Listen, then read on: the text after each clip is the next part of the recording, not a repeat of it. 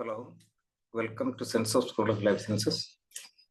Today's topic of our discussion is Hardy-Weinberg equilibrium. എന്താണ് ഹാർഡി-വെൻബർഗ് principle കൊണ്ട് ഉദ്ദേശിക്കുന്നത്? Hardy-Weinberg principle allows scientists to determine whether evolution has occurred in a population. അതായത് ഒരു പോപ്പുലേഷനിൽ evolution സംഭവിക്കുന്നുണ്ടോ എന്നറിയാൻ population genetics ഉപയോഗിക്കുന്ന ഒരു ടൂളാണ് ഹാർഡി-വെൻബർഗ് പ്രിൻസിപ്പിൾ. ഹാർഡി-വെൻബർഗ് പ്രിൻസിപ്പിൾ പ്രപ്പോസ് ചെയ്ത രണ്ട് സയന്റിസ്റ്റ് ചേർന്നാണ്. GH ഹാർഡി എന്ന ഇംഗ്ലീഷ് മാത്തമെറ്റീഷ്യനും W വെയിൻബർഗ് എന്ന ജർമ്മൻ ഫിസിഷ്യനുമാണ്. നമുക്ക് ഹാർഡി-വെൻബർഗ് പ്രിൻസിപ്പിൾ കൊണ്ട് ഉദ്ദേശിക്കുന്നത് എന്താണെന്ന് മനസ്സിലായി. എന്താണ് ഒരു പോപ്പുലേഷനിൽ എവല്യൂഷൻ സംഭവിക്കുന്നുണ്ടോ എന്ന് പോപ്പുലേഷൻ ജെനറ്റിക്സിന് ഉപയോഗിക്കാനുള്ള ഒരു ടൂൾ. ഇനി നമുക്ക് ഹാർഡി-വെൻബർഗ് equilibrium എന്താണെന്ന് നോക്കാം.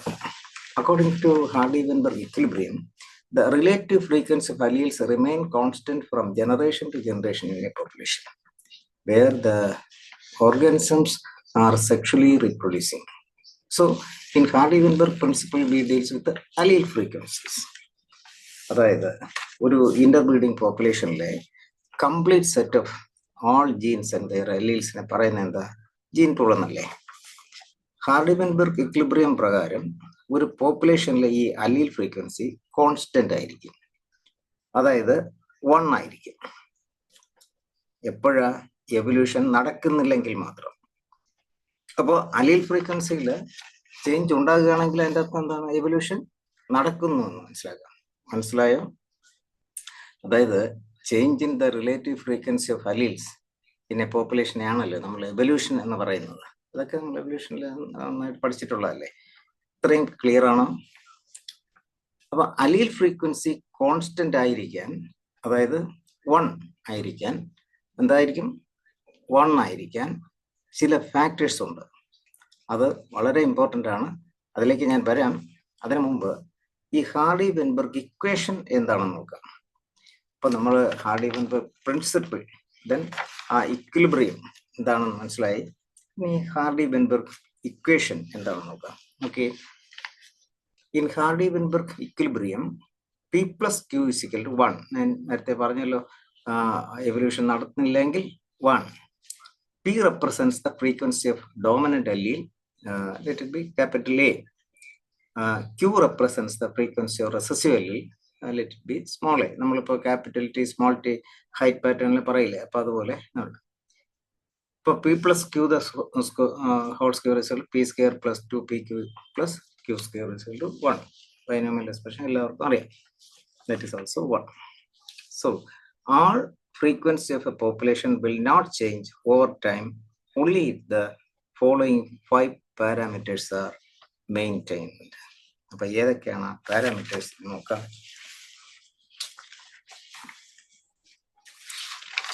1. No mutation must occur so that new alleles do not enter the population. No gene flow can occur. No migration of individuals into or out of the population. Then no natural selection.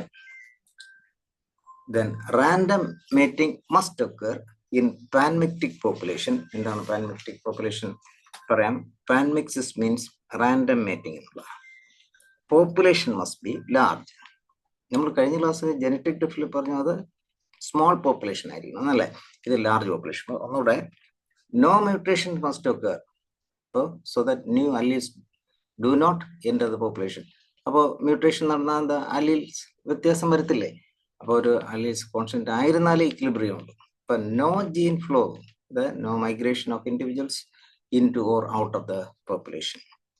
No natural selection. Random mating must occur.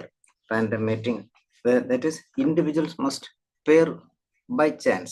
There is no mate choice. Okay. Then, അപ്പോൾ ഈ പാൻമിക്റ്റിക് population ഇത് ഒരു തവണ എക്സാമിന് ചോദിച്ചിരുന്നു. അതായത് ഹാർഡി-വെൻബർഗ് equilibrium play ചെയ്യുന്നത് താഴെ പറയുന്ന ഏത് പോപ്പുലേഷനിൽ? അത് ലാർജ് പോപ്പുലേഷൻ ഉണ്ടായിരുന്നു, പാൻമിക്റ്റിക് പോപ്പുലേഷൻ ഉണ്ടായിരുന്നു, പിന്നെ വേറെ പിന്നെ ആൾദേബു. അതിൽ പാൻമിക്റ്റിക് പോപ്പുലേഷൻ കൂടെ ഉള്ളതായിരുന്നു ആൻസർ.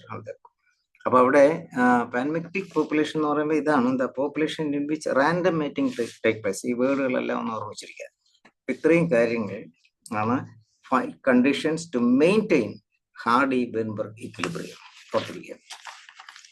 ഇനി factors which affect Hardy Weinberg equilibrium എന്തൊക്കെയാണ്?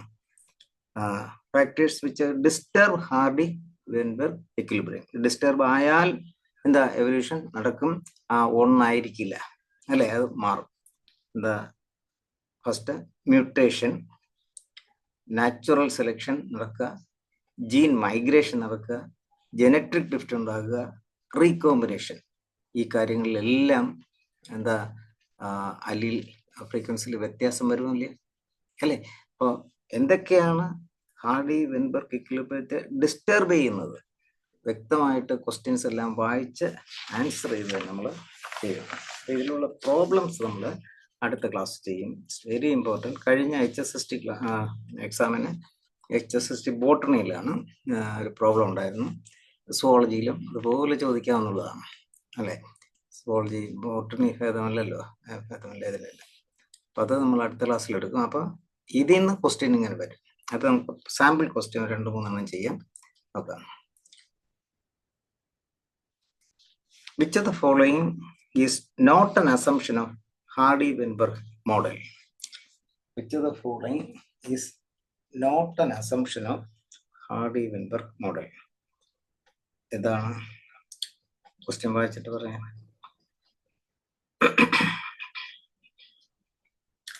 One population mates at random with respect to the locus in question. Selection is not acting on the locus in question. Does not occur in panmictic population. The population is effectively infinite in size. Question endana choichirikkunna? Which of the following is not an assumption of Hardy-Weinberg model?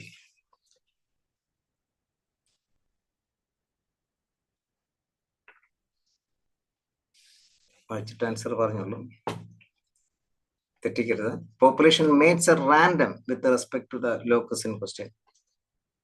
ശരിയാണോ തെറ്റാണോ?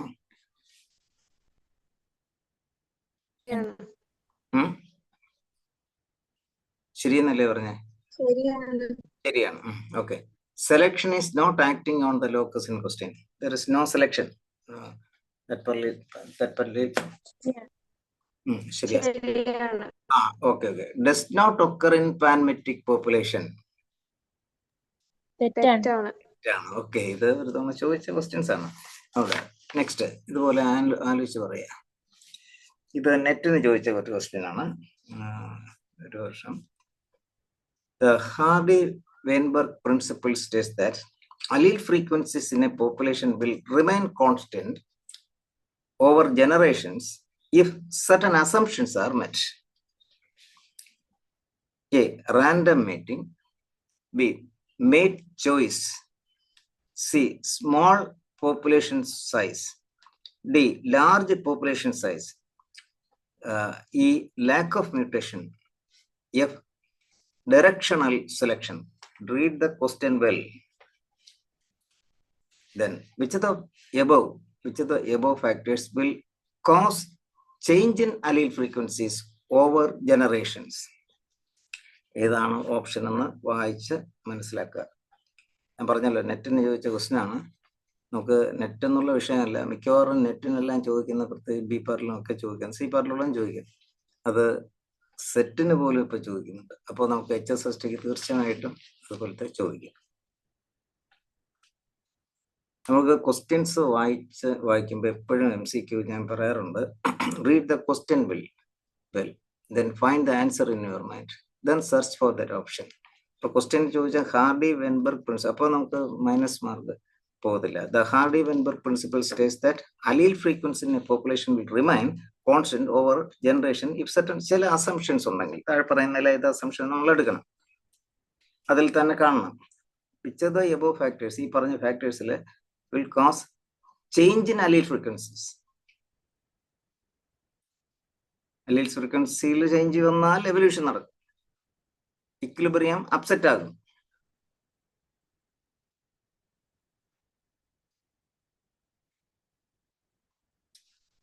ഒന്നാമത്തെ നോക്കാം. Random mating upset ആകുമോ?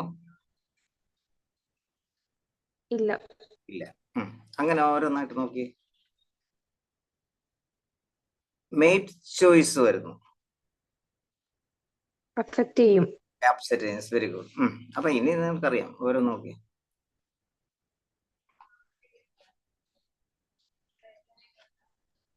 Small population size affect ചെയ്യും. Affect ചെയ്യും. Okay, C. അപ്പൊ B, C. ഇനി large population affect ചെയ്യില്ല. അതെ. ഇനി അഫക്റ്റ് ചെയ്യുന്നതിന് ഒരെണ്ണം കൂടെ. ഡയറക്ഷണൽ സെലക്ഷൻ അഫക്റ്റ് ചെയ്യും. Okay, very good. അതായത് നാച്ചുറൽ സെലക്ഷൻ നടക്കില്ല. Then one more question. ഞാൻ കൂടുതൽ ക്വസ്റ്റ്യൻ ഞാൻ പറയാറുണ്ട്, പ്രാക്ടീസ് സെഷനിൽ തരാം, സാമ്പിൾ ചെയ്യുന്നേ ഉള്ളൂ. The basic processes that affect the Hardy-Weinberg equilibrium causing variation at the genetic level are the basic. This is a simple question. എല്ലാം എഫക്റ്റ് ചെയ്യും. Okay, very good. പിന്നെ അടുത്ത ക്ലാസ്സിൽ നമ്മൾ ഇതിലെ പ്രോബ്ലം ഞാൻ പറഞ്ഞു, വെരി ഇമ്പോർട്ടൻറ്റ്.